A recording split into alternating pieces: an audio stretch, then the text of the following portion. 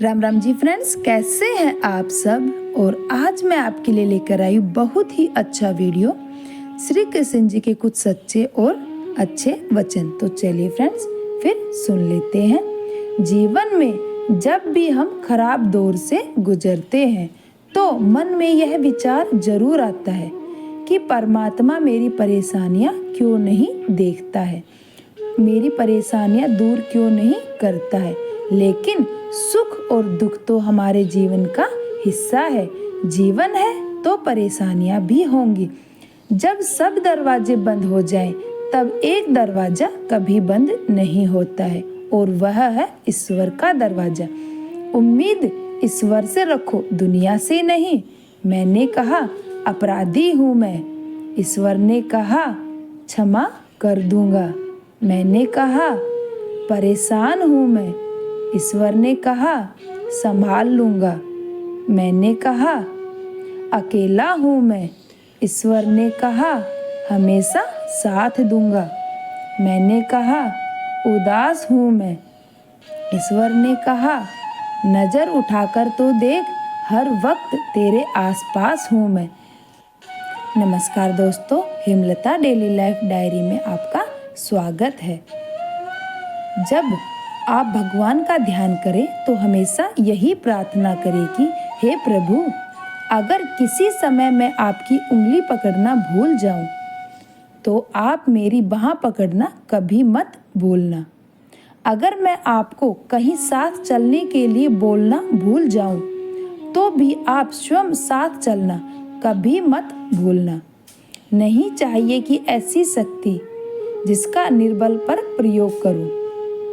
नहीं चाहिए ऐसे भाव कि मैं किसी को देखकर जल मरूं। ऐसा ज्ञान मुझे मत देना, अभिमान जिसका होने लगे। ऐसी चतुराई भी ना देना कि लोगों को छल सकूं। श्री कृष्ण कहते हैं कि इंसान के धैर्य और धर्म की परीक्षा कठिन समय में ही होती है। जब समय आपके विपरीत चल रहा हो तो शांत रहना सबसे बेहतर होता है।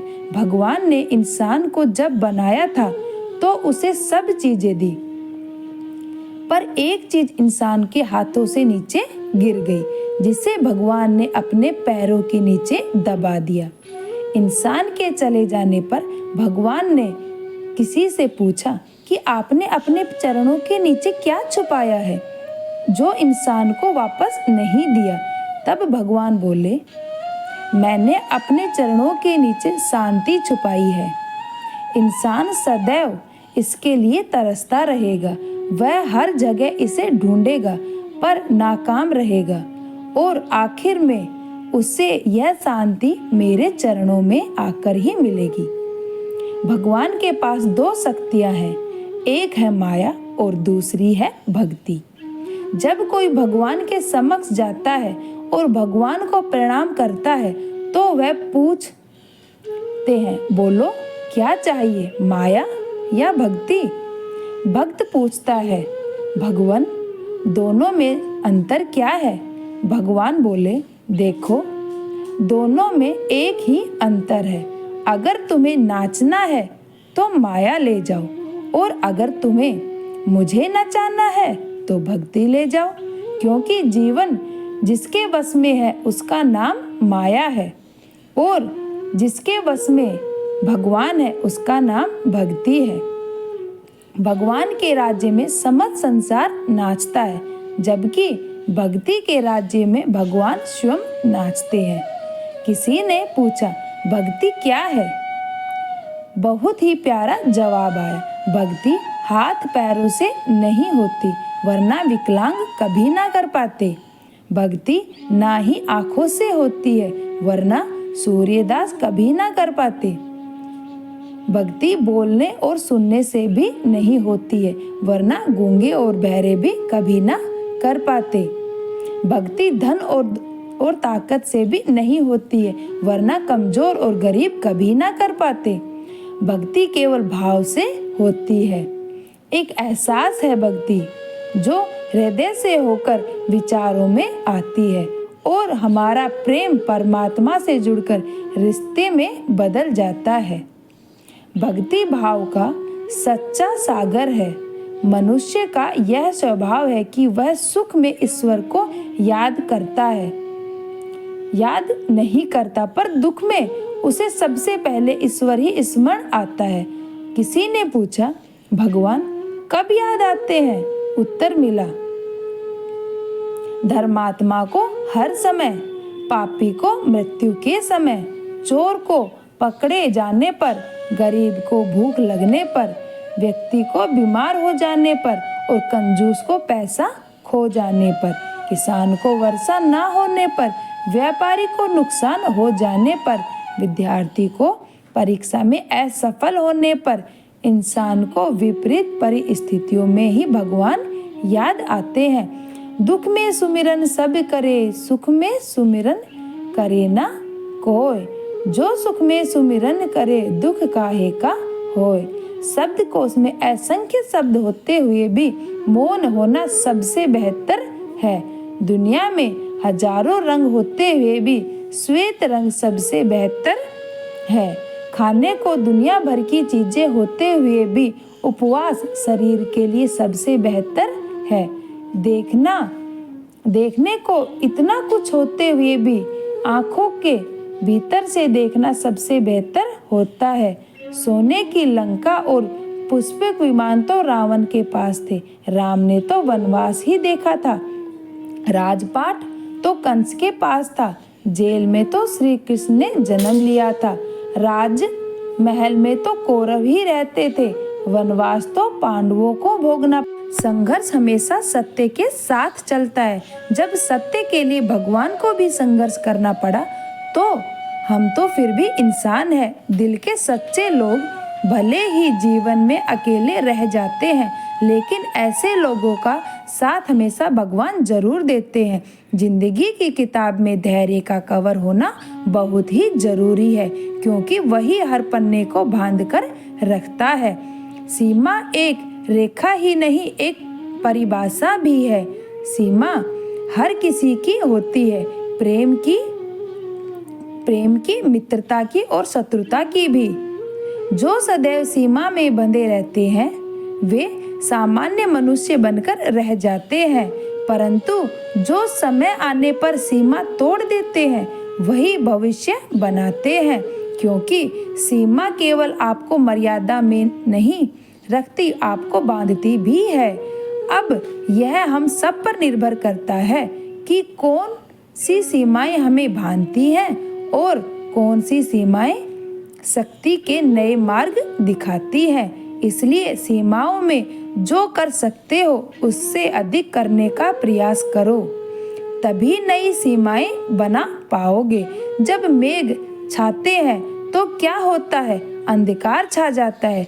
मेघ गरजते हैं तो वर्षा होती है। सभी पशु अपने आश्रय स्थल पर जाकर छिप जाते हैं।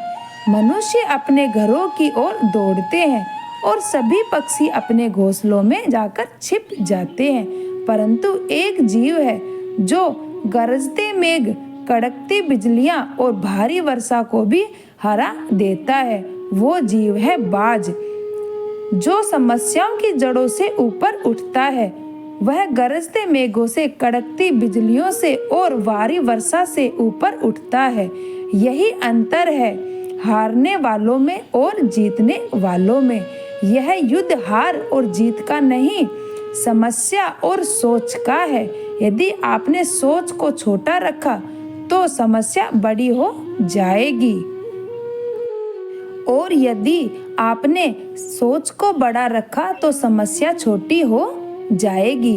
दुनिया से बात करने के लिए फोन की जरूरत होती है और प्रभु से बात करने के लिए मौन की जरूरत होती है। फोन पर बात करने पर बिल देना पड़ता है और प्रभु से बात करने पर दिल देना पड़ता है। मोह माया में फंसने वाला बिखर जाता है और ईश्वर से जुड़ने वाला निखर जाता है।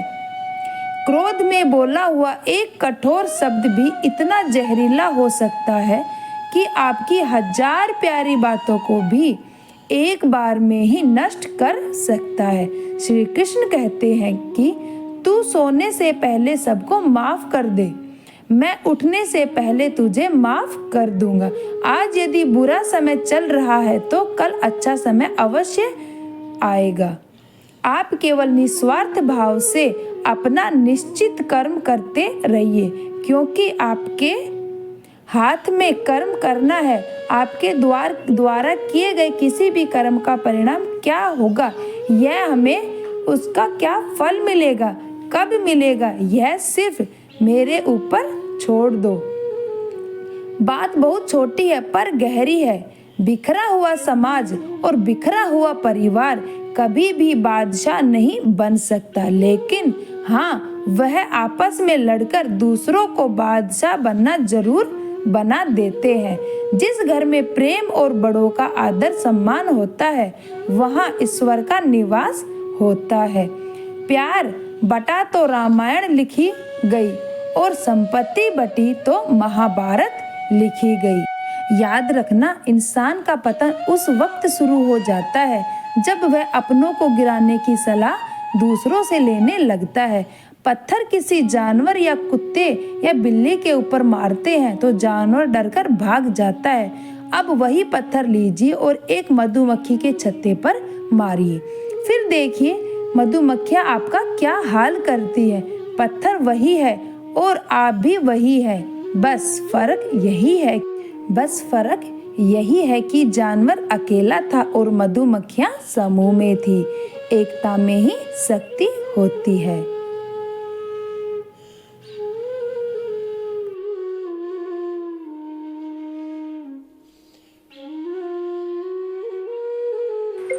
राम राम जी दोस्तों, वीडियो का उद्देश्य मात्र केवल आपको बेहतर सलाह देना है। इस संदर्भ में हम कोई दावा नहीं करते हैं। अगर आपको हमारी वीडियो अच्छी लगी है तो प्लीज़ कमेंट्स करें और कमेंट्स में एक थम्स अप जरूर करके जाएं और वीडियो के अंत तक बने रहने के लिए धन्यवाद।